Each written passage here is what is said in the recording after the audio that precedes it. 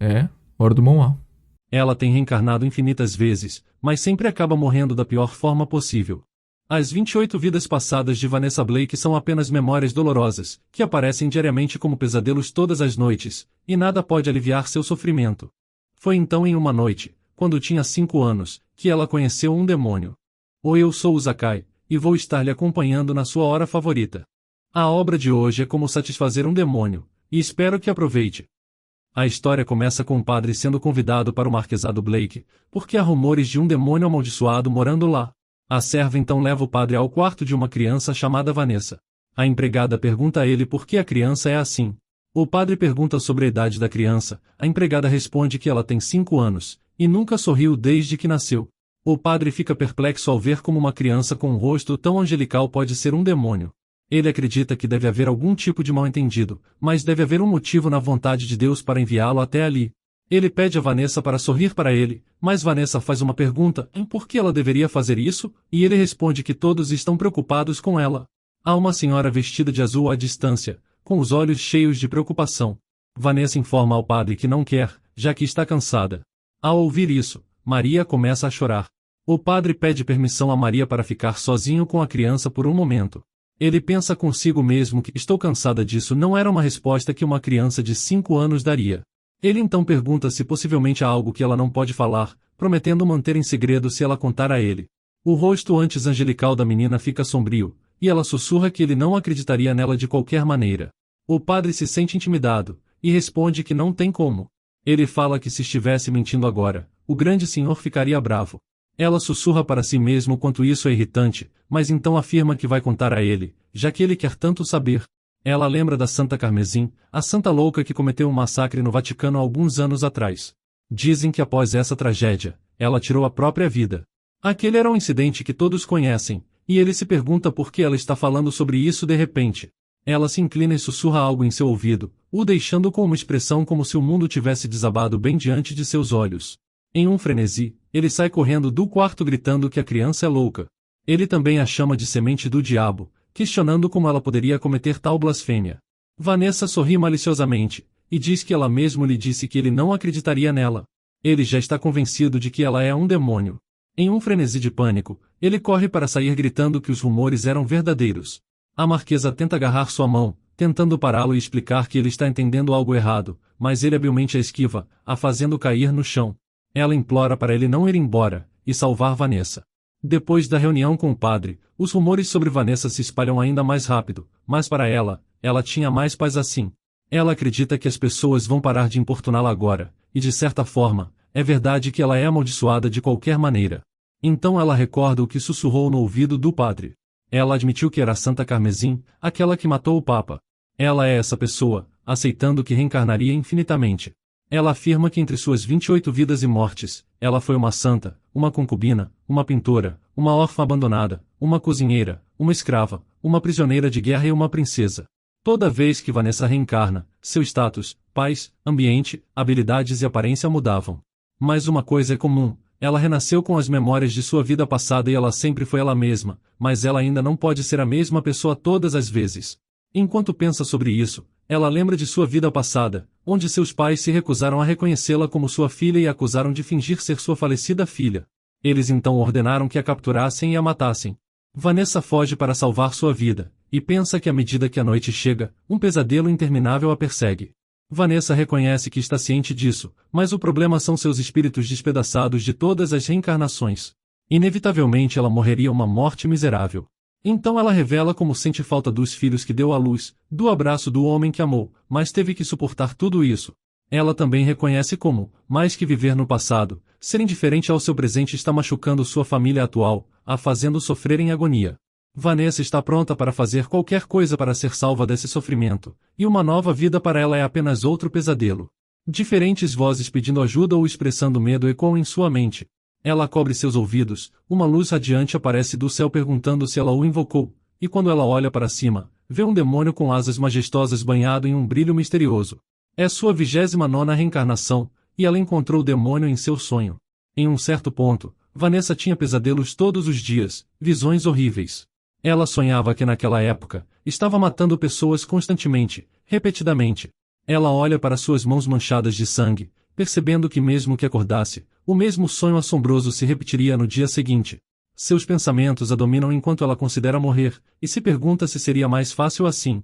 Mas então ela se lembra que será renascida logo, mesmo que se mate, e que já passou por muita coisa, mas nunca terá descanso suficiente.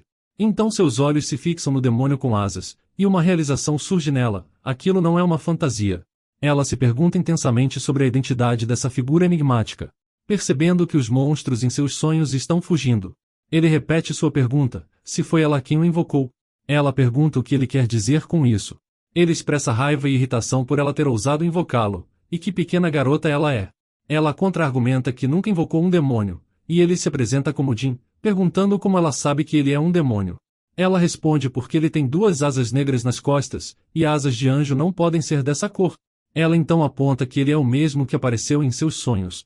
Ele se impressiona por ela ser uma garota ousada, e então, ele se ajoelha. Ela fica perplexa com sua aparência demoníaca, e ele pergunta se ela não tem medo dele. Ela aperta os punhos e responde que de forma alguma. Ele acha isso divertido, e então percebe os demônios de baixo escalão por toda parte, perguntando o que diabos ela fez. Vanessa se pergunta se esses monstros eram de sua imaginação e se eram reais. Ele de repente agarra seu pescoço e se inclina para mais perto dela. Ela tem um cheiro delicioso para ele. De repente, lágrimas escorrem pelos olhos dela enquanto ela implora para ele parar, pois sente que sua cabeça vai se estilhaçar. Ela é subitamente engolida por um mar sem fim, ofegando por ajuda, enquanto o desespero a preenche de determinação. Ela vê uma luz distante e decide persegui-la incansavelmente. Seus esforços são recompensados quando ela alcança a superfície e se tira do mar. Ela está perplexa, ainda questionando se está sonhando, já que vê um prédio diferente e crianças, algo que lhe parece familiar. Tudo lhe faz sentir que é sua culpa. De repente, seus olhos se arregalam com incredulidade ao ver a si mesma de sua vida passada, quando era uma santa inocente que nunca contou uma única mentira. E para expiar o pecado de sua vida anterior, ela serviu ao Senhor toda a sua vida, acreditando que Deus a salvaria nesta vida. Enquanto ela vê alguém se aproximando, ela se vira para olhar e vê Jin. Ela pergunta o que diabos ele fez com ela. Ele diz para considerar como uma espécie de pesquisa e que ele está apenas vagando por sua memória. Ela fica chocada ao descobrir que é sua memória. Ela então vê Yunjin, a pessoa que ela sente tanta falta. Yunjin descobre que ela teve um pesadelo, e pede para ela não hesitar em dizer quando estiver passando por um momento difícil. Lágrimas escorrem pelo seu rosto, pois ela não consegue acreditar que realmente o viu de novo. Ela então explica como estava farta da repetição de vida e de morte, mas lembra que ele foi a primeira pessoa que a entendeu desde a primeira vez, o único que foi seu refúgio. Mas embora ele estivesse ao seu lado, e sua fé fosse sincera, ela não pôde ser salva, porque naquele dia o Papa tinha sido morto. Seu eu passado, Erana, tinha um problema com sonambulismo. Enquanto estava sonâmbula, Vanessa tenta impedi-la e fazê-la voltar a dormir, mas Jin lembra que nada mudará, mesmo que ela tente. Ele acrescenta que mesmo ela está ciente disso e que foi isso que aconteceu, é apenas uma cena na memória. Ela pensa em como levou anos para esquecer essa tragédia, mas ele apenas disse para ela ficar parada e assistir. Mas ela se recusa a fazer isso. O guarda do lado de fora pergunta o que ela está fazendo ali tão tarde da noite, e Vanessa grita por trás, alertando o guarda para correr, mas isso não ajuda a sua situação. Erana pega a espada dele e o golpeia com ela. Yunjin também aparece, perplexo com o que ela fez. Os guardas instruem Yunjin a recuar, dizendo que é perigoso, e acusam a santa de traição por ter matado um guarda. Eles ordenam que punam a santa e ela fica parada, silenciosamente, com a espada na mão, sem qualquer emoção aparente em seu rosto. Ela começa um massacre e mata todos enquanto eles pedem ajuda, e a chamam de demônio. Vanessa cai no chão, tremendo ao testemunhar seu passado, matando todos impiedosamente. Ela implora para ela parar, e Yunjin é o único sobrevivente. Ela logo levanta sua espada e se posiciona para atacá-lo. Ele fica olhando para ela com confusão, sem entender nada. Vanessa implora para ela parar e pede a Yun para correr, mas ele simplesmente fecha os olhos, pronto para o que o destino tem a lhe oferecer. Então Vanessa nos explica que testemunhar Erana matando Yunjin foi o ponto de virada. Naquele dia, ela abandonou sua fé em Deus e se tornou a Santa Vermelha. A tragédia também surgiu de sua vida anterior, quando ela era uma cavaleira. Ela pertencia a um grupo de assassinos e não tinha vontade própria. Ela foi manipulada por alguém, então massacrou e manchou o sangue de muitas pessoas, até morrer como uma assassina. Por isso, na sua próxima vida ela viveu como uma santa, para expiar os pecados de sua vida passada, de quando era uma cavaleira. Depois disso, quando Erana recuperou seus sentidos, ela enlouqueceu, já que não conseguia aceitar a tragédia se desenrolando diante de seus olhos, tirando a própria vida. Enquanto Vanessa chora e questiona o motivo dessa tragédia, Jim a chama de santa assassina enquanto lambe os lábios, chamando aquilo de obra-prima. Ele então a agarra e diz que não se sentia tão fascinado assim há muito tempo. Ela o chama de demônio e pergunta o que ele fez com ela, pois ela vai matá-lo. Mas ela logo perde a consciência e cai no chão. Ela murmura uma maldição, mas ele apenas toma isso como um elogio. Em seguida, ele conta as vidas dela e fica fascinado com sua reencarnação infinita, embora ainda prefira a refeição. Assim, ele decide recompensá-la, e acaricia sua cabeça prometendo que pelo próximo mês, não a deixará ter pesadelos, garantindo que ela possa dormir em paz. Ela se pergunta que absurdo ele está falando e apenas deseja que ele saia de seu sonho. Então ele deseja a ela um bom sonho, e ela acorda. Ela então se lembra do que aconteceu e de como o demônio apareceu, enquanto pensa desde quando perdeu a razão. A empregada verifica se ela está acordada e pergunta o que a fez dormir demais, já que ela acorda todos os dias porque não consegue dormir. Aquela era a primeira vez que a vê dormir tão bem. Ela fica surpresa, pois nunca dormiu bem no corpo de Vanessa, e se pergunta se realmente dormiu demais, mas nota as diferenças, como seu corpo que está mais leve e sua cabeça que não dói mais. Ela se pergunta o que aconteceu, mas se lembra de Jim prometendo que não a deixaria mais ter pesadelos. Ela pensa se a promessa era verdadeira e se ele ajudou a se livrar dos pesadelos. Ela abraça sua empregada quando percebe que não era uma ilusão. Ela então explica como agora, todos os dias, ela conseguia ver a luz do sol quente, e até mudou de ideia sobre os demônios. As pessoas pensam que os demônios são a existência da destruição, mas para ela, esse demônio é sua salvação, e agora, mesmo que ela veja um, ela não sente mais a dor. Ela se pergunta se aquele demônio vasculhou à força sua memória e a curou conforme sua própria vontade. Ela lembra que ele só disse um mês, mas ela já está determinada a encontrá-lo novamente. No entanto, o demônio não apareceu mais em seus sonhos, e ela não conseguiu encontrar o demônio novamente. Assim, o tempo passa, e agora ela está usando toda a sua magia e técnicas para invocar o demônio, mas falha miseravelmente todas as vezes, se perguntando qual era o problema. Ela cresceu, se tornando uma mulher de 19 anos. 600 anos atrás, aceita sem nome, com a ideologia da supremacia masculina e insatisfeita com o poder das bruxas, as acusou de serem indivíduos amaldiçoados. Como resultado, as bruxas começaram a ser caçadas em grande escala, levando à morte de muitas pessoas inocentes. Mais tarde, o motivo por trás da declaração foi eliminado, e o poder e direito das bruxas foi restaurado, mas isso só aconteceu depois que as bruxas já tinham sido mortas. O problema aqui é a natureza hereditária da magia, porque as descendentes das bruxas foram apagadas, e nenhuma nova bruxa nasceu. Atualmente, apenas alguns magos masculinos permaneciam na Torre de Magos Reais. Esses magos restantes detêm um poder tremendo, e buscar a ajuda deles requer muito dinheiro. Mas agora ela não precisa, porque em sua vida passada, quando era uma bruxa, ela se tornou uma arquimaga. Ela não acredita que invocar demônios seja algo especial, mas não importa o quanto ela tente, eles nunca aparecem. Ela murmura para si mesma que os demônios podem ser raros, e é por isso que eles não podem ser invocados. Através de suas pesquisas recentes, ela deduziu 4 coisas. Primeiro, os demônios vivem no inferno. Segundo, existem classes sociais entre eles, assim como entre os humanos. Terceiro, eles se alimentam de energia humana negativa como seu principal sustento. E por último, eles gostam de assinar contratos de almas, pois isso lhes dá prazer em suas vidas imortais. Existem notas sobre isso, mas ninguém nunca viu um demônio na vida real. Mais tarde, Vanessa está em uma reunião onde as meninas fofocam sobre a história do Duque Louco do Império. Elas temem que ele possa invadir Vitória, pois já conquistou 10 reinos que agora se tornaram colônias, e os rumores dizem que ele está possuído por um demônio. Vanessa intervém dizendo que dizer era fácil, bastava ser um pouco cruel e então você é percebido como um demônio, mas se os demônios fossem tão fáceis de aparecer, seu problema não seria tão grande. Todas as meninas olham para ela sem entender, e ela pede desculpas. Elas não se importam, na verdade, é a primeira vez que a veem mostrando interesse em alguma coisa. Então ela pergunta se o país está em perigo, e se Vitória poderá entrar em colapso tão facilmente. A garota responde que ouviu dizer que seu exército é sem precedentes. Ela então se levanta rapidamente, se perguntando como acabou ali, e dá a desculpa de que vai dar uma volta. Ela está ciente de que sair da mesa enquanto toma um chá pode ser considerado como falta de educação, mas ninguém a culpa por isso. Mantendo uma máscara como aristocrata e não se preocupando com a enxurrada de propostas de casamento que recebe, ela é conhecida por ser uma garota com um pensamento misterioso, e exatamente é isso que ela é agora. As garotas se sentem intimidadas por ela, já que Vanessa parecia tão confiante. Ela se pergunta se o Duque realmente está possuído por um demônio. Ela reflete sobre como pela insistência de uma dama, ela acabou participando do chá, mas não esperava ouvir rumores tão absurdos. Ela acredita ser bobagem, pois não havia como demônios coexistirem com os humanos no mundo. Mas se eles são reais, ela quer encontrá-lo novamente, alguém que a entenda verdadeiramente.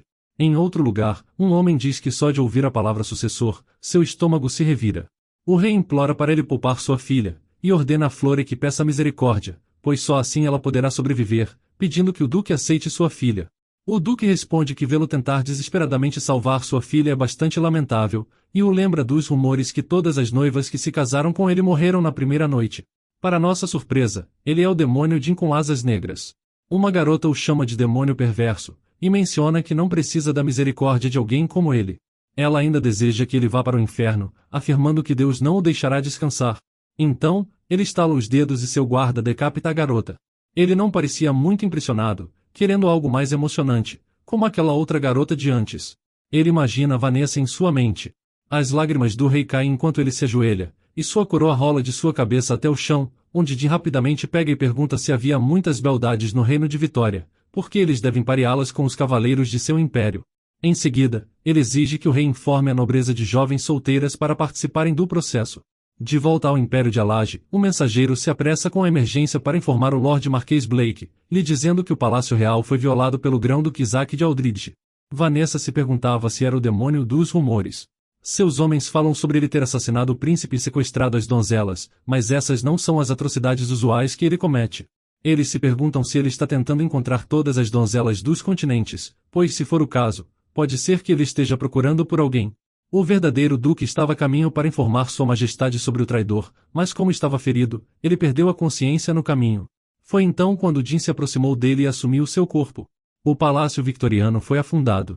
O Sr. Marquês Blake leu uma carta, na qual nela se afirma que o rei foi feito prisioneiro, e ambos, o príncipe e a princesa, estão mortos, com todo o poder de combate reduzido. Vanessa entra no quarto e vê que a atmosfera está muito séria. Ela pergunta a Stella sobre o que está acontecendo, o que ela hesita em responder. Vanessa lhe pergunta se não é importante saber antecipadamente para encontrar uma maneira de lidar com isso. Isso faz com que Stella se abra, declarando que as nobres solteiras virão para o Império, e em 3 dias de celebração da vitória, se não conseguirem encontrar um parceiro para casamento, todo o clã será aniquilado. Maria fica chocada e se preocupa que se Vanessa não se casar, a família perecerá. Vanessa pensa que se ela fosse a filha de uma família nobre comum e rica, essa situação seria humilhante. Mas originalmente, sua vida como escrava não era tão boa quanto a de um verme. O irmão de Vanessa a abraça firme, implorando para que ela não vá. Ele a questiona, dizendo que não importa o quanto ela trabalhe para manter o clã, pois afinal, o que isso realmente significa? Ele diz a ela que é melhor fugir essa noite. Vanessa, por outro lado, informa que ouviu dizer que o grão-duque do Império é uma pessoa muito meticulosa, e se ela fugir ele não deixará nenhum deles em paz. Shaker confessa que ainda não conseguia deixá-la ir assim. A marquesa pede desculpas a Vanessa, dizendo que se soubesse que uma situação como essa ocorreria, teria lhe casado tão cedo quanto sua irmã. Vanessa pede que ela não se desculpe, e responde que foi ela quem recusou a proposta de casamento. Ela diz a todos para não se preocuparem, pois uma vez que ela se for, tudo ficará bem. O Marquês Blake está muito envergonhado, mas Vanessa garante a todos que apenas acreditem e esperem pelas suas notícias. Ela ouve as empregadas sussurrando, questionando se realmente está tudo bem, pois ouviram dizer que as pessoas do Império são muito bárbaras. Ela começa a arrumar suas coisas, sabendo que tem que partir amanhã sem mais delongas. Ela sabe que precisa esconder o Scarifind, o espaço secreto que ela criou para invocar demônios. Para evitá-los, ele precisa desaparecer, pois se alguém descobrir, toda a sua família será mal compreendida e morta. Ela diz novamente que estava tudo bem, não estando preocupada ou assustada, já que tem confiança de que onde quer que vá, de alguma forma, ela conseguirá sobreviver. Ela pensa em como acreditou que dessa vez viveria de forma comum, mas acabou da mesma forma que nas vidas anteriores. Ela confessa que esta vida como Vanessa não é tão ruim, sendo a segunda filha do Marquês, embora não muito rica, ela ainda viveu uma vida plena. Sua família a ama muito e também é bastante perfeita. Ela se deita e pensa em Jin, sabendo que foi apenas uma vez, mas ela encontrou o demônio. Ela se pergunta se é impossível encontrá-lo novamente. Enquanto Anessa dorme com sua família, sua mãe lhe pergunta se ela se lembra de que quando era criança, ela não sorria. Então Maria ficou muito triste porque pensou que seus pais não a tinham feito feliz. Mas no 5º aniversário, quando viu Vanessa sorrindo pela primeira vez, sentiu como se tivesse o mundo inteiro. Vanessa explica como começou a fingir ser uma boa menina, pois sentia culpa ao ver seus pais machucados por causa de seu egoísmo.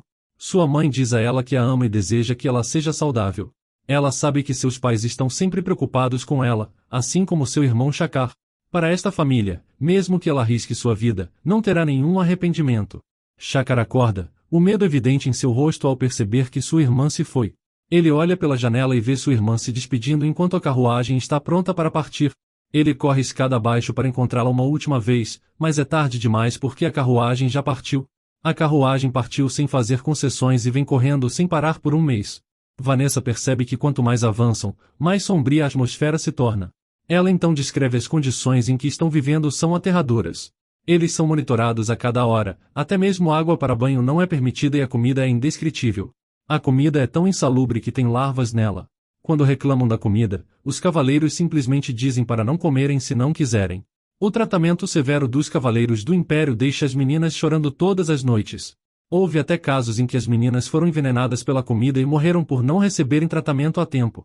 Vanessa tem um pesadelo novamente, onde ela está implorando para ser salva, pois está possuída por um demônio. Mas ela recobra a consciência, olha pela janela e percebe que chegaram ao Império Alberic. Ela reflete sobre como após algumas centenas de anos, ela está de volta. Se tornou muito mais bonito do que ela se lembra. Os cavaleiros montaram suas tendas perto do palácio.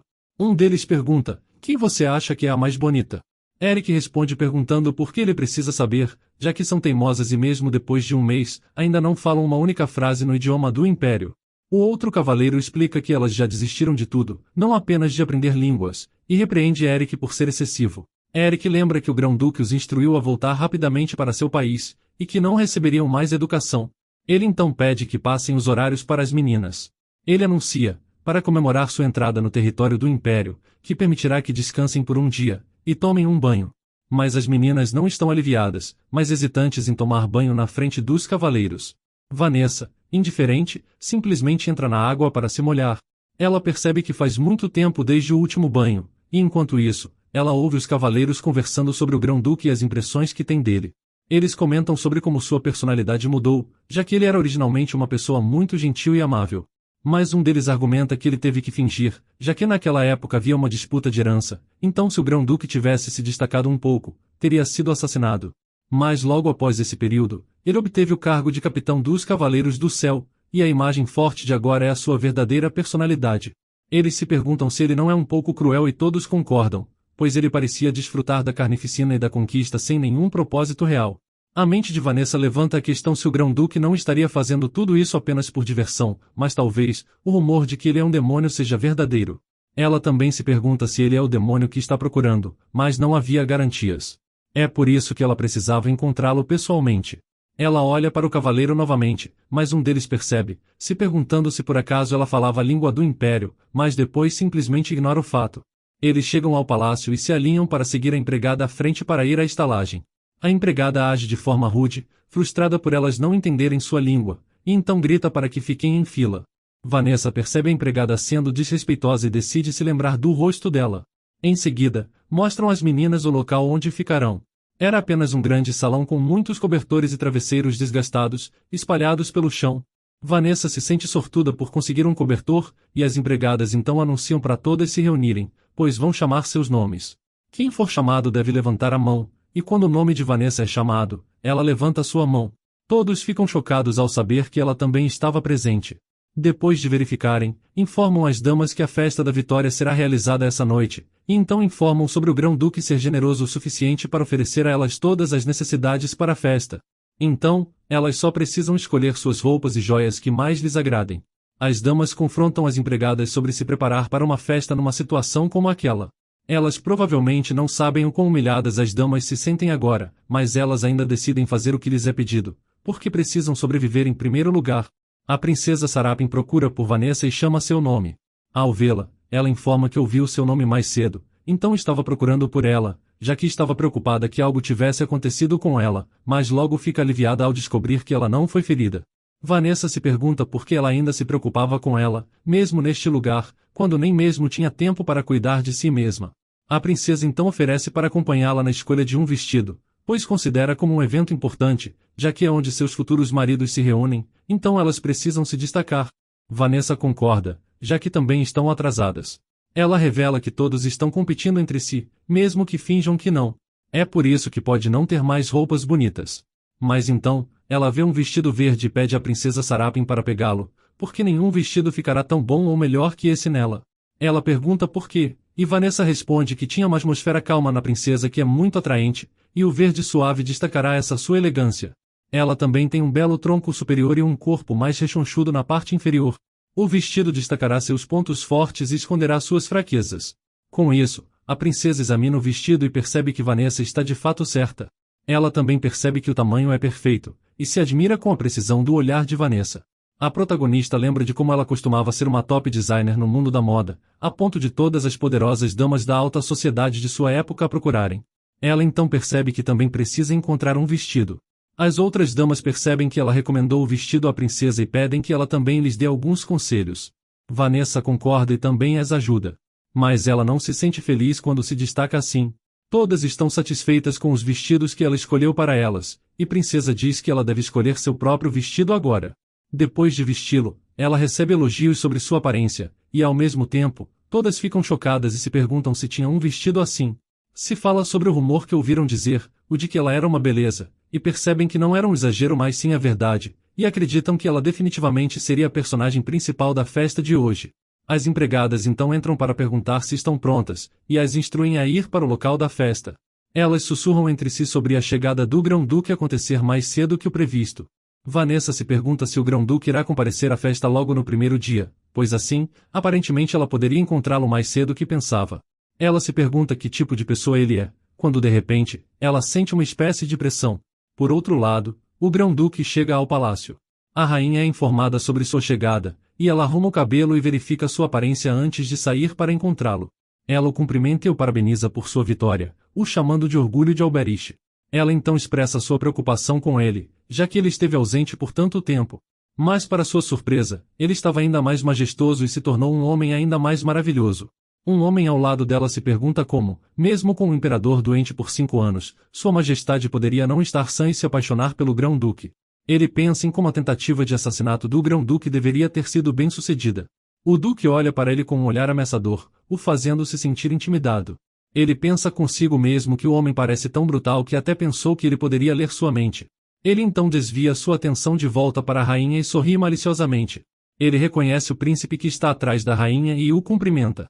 Ele diz que já faz muito tempo desde que se viram pela última vez, e questiona por que ele não o recebeu. O príncipe treme de medo ao cumprimentá-lo, e ele agradece, colocando a mão no ombro dele e expressando o quanto sentiu falta dele, além do quanto o esperava e o valorizava. Mas ele afirma que acha que ele já sabe muito bem disso. Então ele se vira para sair. O príncipe começa a tossir, e segundos depois, todos gritam para ele acordar. O duque lambe os lábios, e então pergunta se a festa já começou. O homem é informado que sim, a música já está tocando e as pessoas estão dançando. A princesa pergunta a Vanessa se ela está bem, pois parece não estar em seu melhor estado. Ela lhe assegura que está bem, mas também se pergunta sobre o sentimento que acabou de ter, que desapareceu tão rapidamente mas que a incomodou.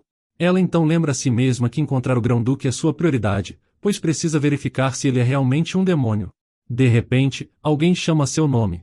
Ela levanta o olhar e encontra uma dama, que diz que conseguiu encontrá-la, a pessoa por trás dos rumores.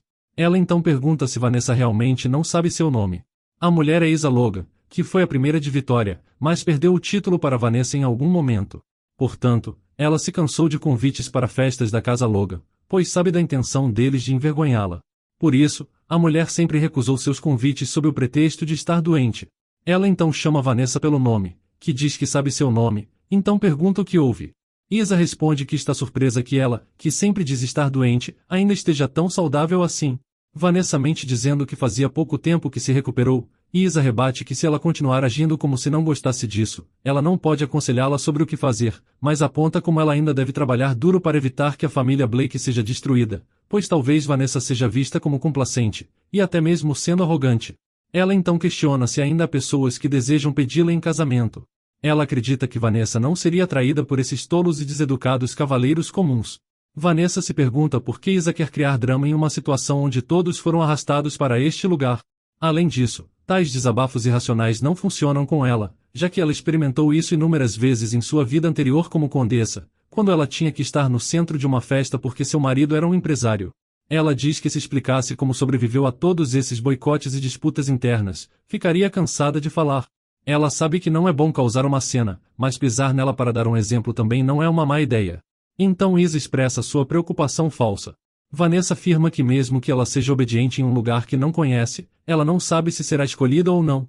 Vanessa reitera a frase de Isa, que elas devem ser escolhidas. Ela diz que a frase está errada, já que se não for escolhida pelos cavaleiros, ela se mexerá e os escolherá primeiro. Não importa o quão descuidado seja, quando se casar, terá que ficar juntas por toda a vida, então não há nada de errado em ser cautelosa por enquanto e recusar alguns convites. De repente ela percebe que está começando a atrair atenção. Ela menciona que aceita a preocupação de Isa, mas que ela não precisa se preocupar com ela. Ela lembra Isa de como ela chamou os cavaleiros de idiotas deseducados e explica que só porque eles são os cavaleiros do Império, isso não significa que eles não conheçam a reputação de vitória. De qualquer forma, Isa também não é melhor que eles, então ela deveria parar. Finalmente ela adverte Isa que se ela falar sobre a destruição de sua família novamente, ela não ficará parada. Isa fica atordoada com a mudança súbita de atitude de Vanessa. Então ela deixa o local com a princesa Sarapin, que está muito impressionada com Vanessa. O Grão-Duque finalmente faz sua entrada. Vanessa se vira para olhá-lo e fica chocada.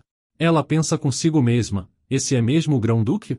No mesmo momento em que coloca os olhos nele, percebeu que ele era maligno. Neste continente, há muitos segredos que as pessoas desconhecem, e ser mais forte pode se revelar de qualquer forma. Ela explica como a aparência era o natural, mas como também podia ser revelada através da magia ou da esgrima. E se você chegar ao topo de uma posição mais elevada, você pode conhecer a habilidade de outros. Além disso, quanto mais uma pessoa tem uma habilidade excepcional, mais destacadas e encantadas as pessoas ao seu redor serão. As pessoas estão chocadas ao ver o capitão dos Cavaleiros do Céu com seus próprios olhos.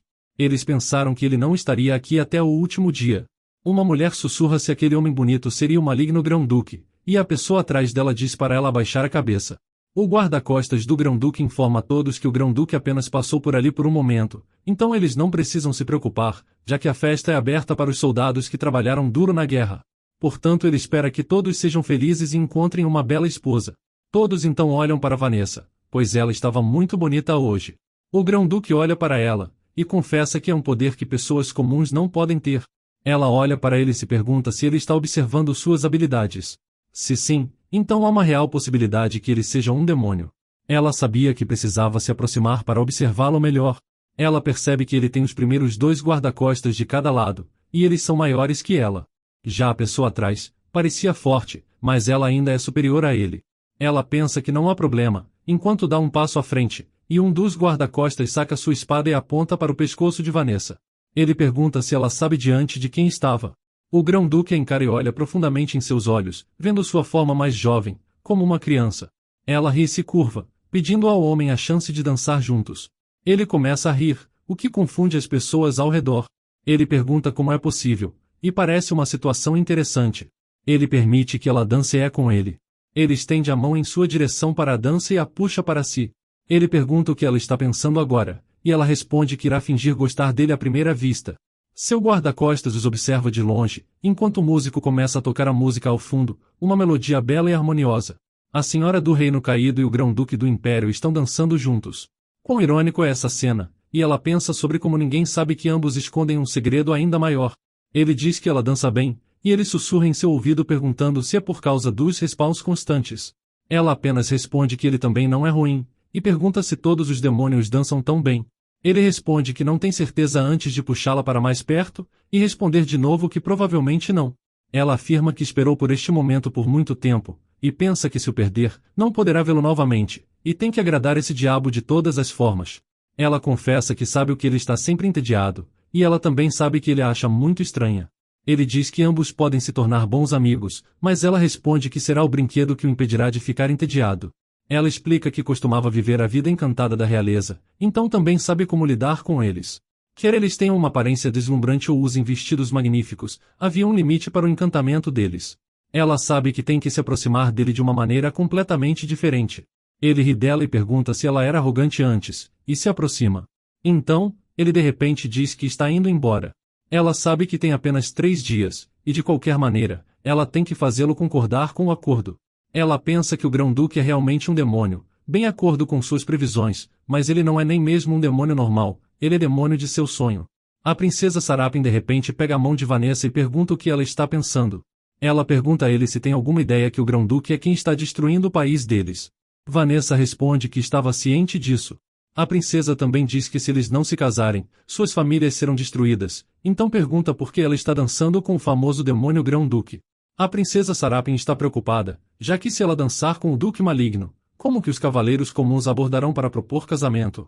Vanessa pergunta a ela se ela está preocupada com ela agora, o que ela responde como ela poderia não se preocupar.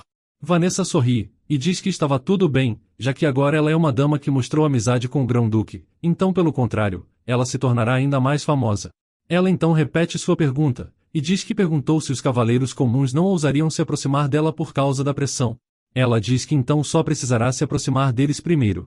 Não teria aqui um cavaleiro corajoso o suficiente para recusá-la. A princesa aperta sua mão e diz que não quis dizer isso, mas Vanessa responde que ela sabe o que a Sarapin queria dizer. Vanessa sabe que a princesa provavelmente queria dizer que ele é o inimigo do país. Princesa Sarapin responde que o Grão-Duque matou tantas pessoas, além de matar os cavaleiros e o exército que protegiam Vitória, até mesmo a princesa e o príncipe. A princesa de vestido verde comenta que é claro, Vanessa também pode pensar nisso, já que ela sempre é inteligente. Vanessa responde que no momento, elas não são diferentes de prisioneiras ou gado, e só leva uma delas, já que desde que uma delas seja diferente, a maneira como serão tratadas será diferente.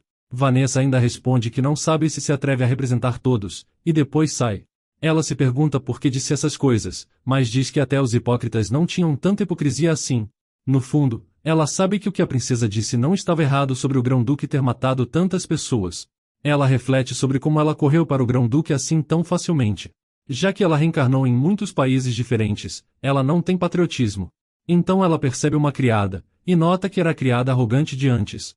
Ela chama a criada por um momento, e a criada parece hesitar percebendo que foi chamada pelo idioma imperial. Vanessa pergunta o porquê da confusão, e questiona se havia alguém mais além dela. A criada a chama de senhorita, e responde que ela não precisa falar com tanto respeito a ela, podendo simplesmente falar normalmente. Vanessa responde que era estranho, pois foi ela quem não usou formas de tratamento no dia anterior. A criada pede desculpas, dizendo que não tinha ideia de que Vanessa conhecia o idioma imperial. Vanessa pergunta se existia alguma regra que diz que se você não conhece o idioma imperial, será menosprezado. A criada fica assustada com as respostas e diz que foi culpa dela, mas Vanessa lhe diz para não pedir desculpas, mas ao mesmo tempo, ela não sabe se as outras senhoras a perdoarão. Vanessa então pergunta sobre o que estava tão barulhento. Vanessa vê a chefe das criadas, e percebe que as duas passam a mesma impressão, e se pergunta se a primeira não é a filha da chefe das criadas, não sendo à toa que sua insolência é tão exagerada. A chefe das criadas pergunta o que está acontecendo, e Vanessa responde que mesmo que queiram menosprezá-las por virem de um país arruinado, ainda há um limite para isso, então pergunta se uma criada imperial que esquece seu dever, não costuma ser punida. A criada pergunta como ela sabe disso tão bem, e Vanessa responde que talvez em sua vida anterior, ela era uma criada do império. Vanessa pergunta se o Grão-Duque pediu à criada para ignorá-las, e as criadas percebem que ela é a senhora que dançou com o Duque, respondendo que não era esse o caso, e o Grão-Duque lhes pediu para recebê-las sinceramente. Vanessa então pergunta se isso significa que a outra criada, filha da mulher, será repreendida. A chefe das criadas responde que sim, ela será repreendida por ter sido rude com as senhoras, então, por favor, a perdoem gentilmente. Ela também diz que estarão mudando as senhoras de Vitória para um lugar melhor, e acrescentará mais criadas para que possam receber um serviço mais adequado. Ela pergunta a outra criada seu nome e ela, hesitante, responde que é a Mimi. Vanessa diz que ficará de olho nela e logo em seguida vai embora. A chefe das criadas se pergunta como ela conseguiu ganhar do Grão-Duque, e abertamente criticou e corrigiu o comportamento das servas. Ela certamente não é do tipo comum. A chefe das criadas percebe que no momento, o cargo de Grão-Duquesa estava vago, se perguntando o que aconteceria se aquela senhora assumisse a posição. Desde aquele dia, o tratamento das criadas para com as senhoras de Vitória mudou, e todas elas foram transferidas para um local mais luxuoso. As refeições também claramente se tornaram mais sofisticadas, além de novos vestidos e joias que também foram preparados. Vanessa não esperava que aquelas suas palavras tivessem tanto poder. E então perguntam a Vanessa se ela não vai experimentar as roupas, uma vez que há muitos vestidos bonitos, mas Vanessa responde que está lendo um livro no momento, e que experimentará as roupas mais tarde. Elas acham uma pena, mas agradecem, já que a vida delas no Império se tornou mais confortável depois dela. A princesa Sarapin entrepede desculpas a Vanessa, não dando a ela tempo para responder, pois ela foge logo depois de pedir desculpas. Vanessa parece confusa, mas logo depois sorri. O alfaiate pede ao Grão-Duque para levantar um pouco seu braço, pois está tirando suas medidas. Ele pergunta de novo ao Grão-Duque sobre o design que ele tinha mencionado querer, e antes que o alfaiate termine, o Grão-Duque disse que o homem ouviu bem o que ele disse antes, o que assusta o alfaiate. O Duque lhe disse para fazer o terno exatamente igual ao que o imperador usava. O alfaiate pede desculpas ao se lembrar disso, e há uma aura escura e negra ao redor do homem. Ele pondera o quanto esse sabor é tão ruim antes de pensar na garota, já que para ele, apenas aquela garota é boa, mas capturá-la e comê-la imediatamente não seria divertido. Dá muito trabalho para comer uma boa refeição. 3 cavaleiros estão sentados juntos e um pergunta ao outro se ouviram o boato sobre o Duque dançando com uma dama na festa. Eles estão chocados, pois até agora o Grão-Duque nunca dançou com nenhuma dama.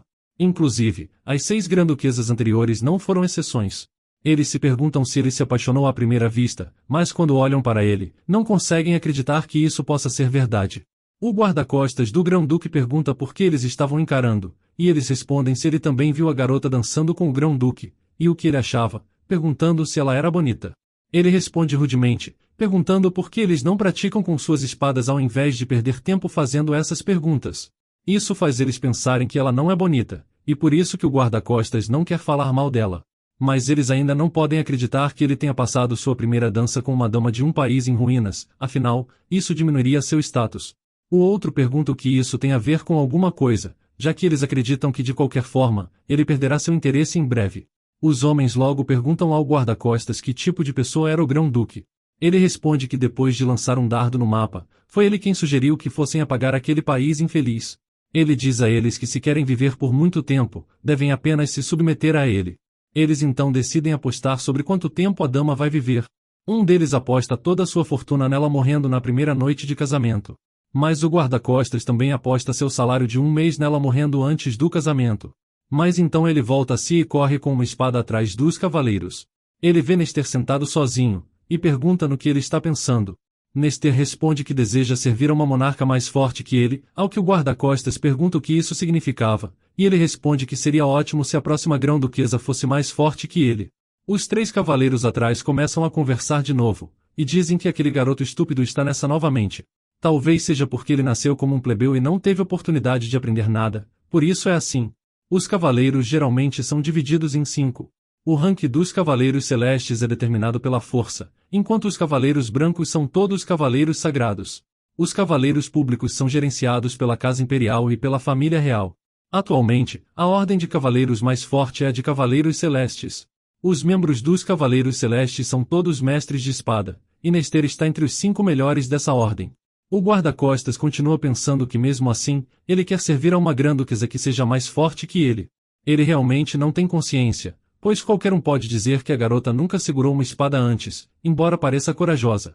Nester pensa que contanto que ela derrote um de seus cavaleiros, ela será reconhecida como forte. Eles pedem para ele falar algo que faça sentido. Em algum outro lugar, uma pessoa está tremendo, e há fogo por toda parte com pessoas mortas. Ravia, a mulher, diz a ele que ele está com uma ideia errada, já que aquela pessoa traiu primeiro, e foi por isso que ela fez aquilo. Ela bebe o sangue dele, dizendo que não tem sabor, sendo muito insosso. Esse é o castelo do Rei Demônio. Ela é uma demônio nobre que se especializa em incitar luxúria. Ela acha patético que até aqueles que só dormem o dia todo podem ser chamados de demônios nobres. Ela sabe que o mundo humano é impaciente, já que eles não conseguem mostrar respeito aos seus deuses, e se pergunta o que seu grande rei do mal está fazendo, e por onde ele está. Isso a deixa irritada, porque não há diversão alguma. Mas Abel responde, por que você está procurando por alguém que já está morto? Ele também é um demônio nobre, especializado em incitar a ganância por riqueza. Ela responde que não existe tal coisa, e questiona como o rei poderia morrer tão facilmente. Abel afirma que se não fosse por isso, ele não teria abandonado o mundo demônio por mais de 1000 anos. Ele diz a ela que o mundo demônio já falhou antes, porque ninguém se atrevia a se tornar o rei demônio. Ela lhe pergunta se ele esqueceu que por causa da traição dos demônios, o último rei demônio foi dilacerado e morreu. Além disso, recentemente há um rumor no mundo humano de que há um demônio que se disfarçou de Grão-Duque Imperial e massacrou um país. Ela diz que se ele é louco assim, então, ele deve ser no mínimo um demônio nobre. Abel lhe pergunta, se já que ela está tão curiosa, por que não vai até lá e procura por ele diretamente? Ela pensa que seria muito divertido, e decide realmente ir. Abel a acha estranha, já que ela se esforçava demais. Então ele boceja, querendo dormir. No seu caminho, ele vê Barão, um demônio nobre especializado em incitar o desejo de matar, e se pergunta quanto tempo faz desde que ele tirou a vida de alguém. Ele lembra que provavelmente, desde que aquela mulher morreu, ele pensa em como os humanos morrem tão facilmente, e decide se ele deve ir ao mundo humano ou se tornar o rei demônio. Nesse momento, Vanessa tem um pesadelo assustador em que uma mulher de cabelos pretos está acorrentada, e um homem está rindo. Ela acorda aterrorizada, e sabe que era o mesmo pesadelo de novo. Vamos ficando por aqui, mas se você gostou dessa história e quer uma continuação, me avise nos comentários escrevendo Santa Carmesim.